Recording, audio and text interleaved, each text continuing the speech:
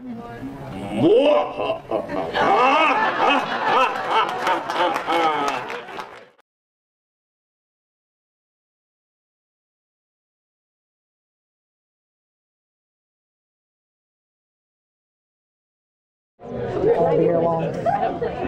hello guys. Ooh, that's loud.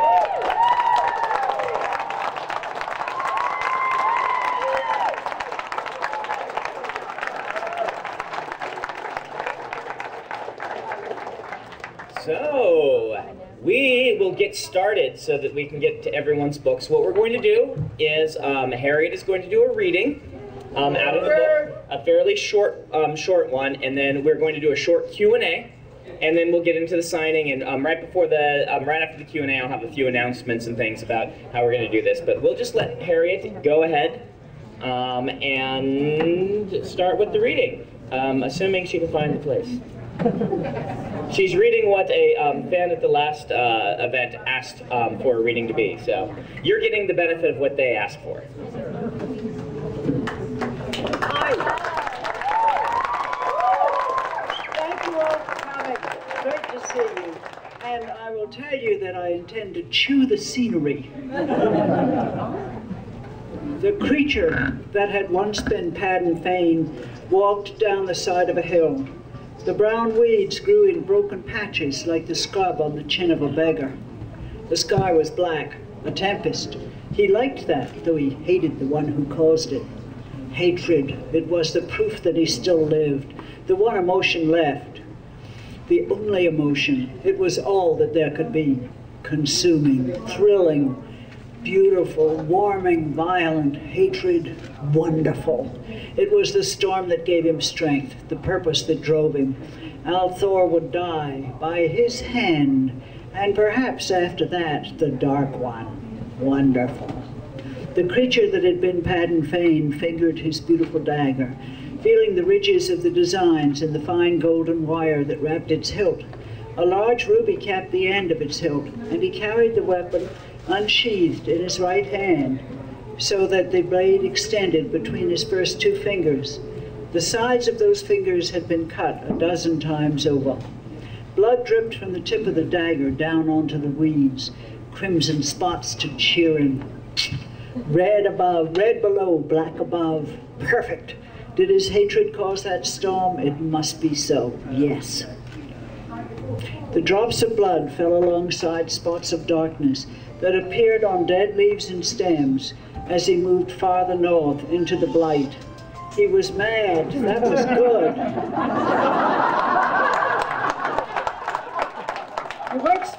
You saw nothing. That was not the droid you want. He was mad. That was good. When you accepted madness into yourself, embraced it and drank it in as if it were sunlight or water or the air itself, it became another part of you, like a hand or an eye. You could see by madness. You could hold things with madness. It was wonderful, liberating. He was finally free. The creature that had been Mordeth reached the bottom of the hill and did not look back at the large purplish mass that he'd left atop it. Worms were very messy to kill the right way, but some things needed to be done the right way. It was the principle of the thing. Mist had begun to trail him, creeping from the ground. Was that mist his madness, or was it his hatred? It was so familiar. It twisted around his ankles and licked at his heels. Something peeped around a hillside nearby, then ducked back. Worms died loudly. Worms did everything loudly. A pack of worms could destroy an entire legion. When you heard them, you went the other way, quickly. But then it could be advantageous to send scouts to go judge the direction of the pack, lest you continue on and run across it again elsewhere. So the creature that had been Paddon Fane was not surprised when he rounded the hillside and found a nervous group of Trollocs there, a mere drow guiding them. He smiled. My friends, it had been too long. It took a moment for their brutish brains to come to the obvious but false conclusion. If a man was wandering around, then worms couldn't be near. Those would have smelled his blood and come for him. Worms preferred humans over Trollocs. That made sense. The creature that had been Mordeth had tasted both, and Trolloc flesh had little to recommend it. This rings very true to people who are on book tour. The Trollocs tore forward in a mismatched pack, feathers, beaks, claws, teeth, tusks. The creature that had been feigned stood still, licking his unshod feet. How wonderful. At the very back of the group, the Myrddraal hesitated, its eyeless gaze fixed on him. Perhaps it sensed that something was terribly, terribly wrong. And right, of course. You couldn't be one without the other. That wouldn't make sense. The creature that had been Mordeth, he would need a new name soon, smiled deeply. The Myrddraal turned to run away. The mist struck. It rolled over the Trollocs, moving quickly, like the tentacles of a leviathan in the arid ocean. Lengths of it snapped forward through Trolloc chests. One long rope whipped above their heads, then shot forward in a blur, taking the fade in the neck. The Trollocs screamed, dropping, spasming.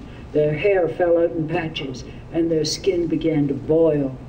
Blisters and cysts. When those popped, they left crater-like pocks in the shadow-spawn's skin, like bubbles on the surface of metal that cooled too quickly. The creature that had been Padan Fain opened his mouth in glee, closing his eyes to the tumultuous black sky, and raising his face, lips parted, enjoying his feast. After it passed, he sighed, holding his dagger tighter, cutting his flesh.